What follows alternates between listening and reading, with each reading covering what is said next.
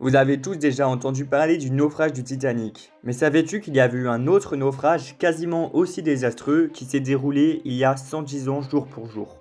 Voici le Lusitania qui ressemble en effet fortement au Titanic sauf qu'il faisait 30 mètres de moins.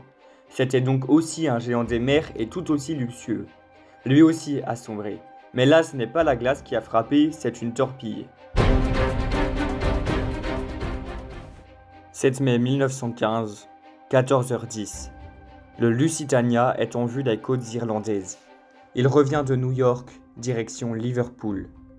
À bord, près de 2000 personnes, passagers et équipage. Mais sous la surface, un sous-marin allemand, l'U-20, le vise. Une seule torpille.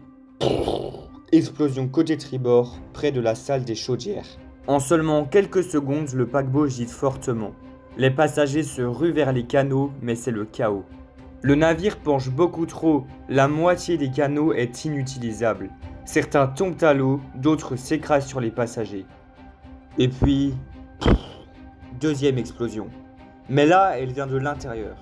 Certains disent que c'est les chaudières, d'autres une cargaison de munitions qui aurait explosé. Encore aujourd'hui, le mystère reste entier. À 14h28, soit 18 minutes après l'impact, le Lusitania a disparu sous les vagues. 18 minutes, c'est tout ce qu'il a fallu pour que ce palace flottant se transforme en une tombe sous-marine. Le bilan est catastrophique. 1198 personnes périssent, dont 128 Américains, ce qui va d'ailleurs plonger les États-Unis dans la Première Guerre mondiale. Des pêcheurs irlandais et quelques navires à court, trop tard. Les survivants sont sous le choc, beaucoup ont perdu leur famille, leurs enfants, dans une eau glaciale. Ce n'est pas juste un naufrage, c'est un véritable massacre et un tournant de la Première Guerre mondiale.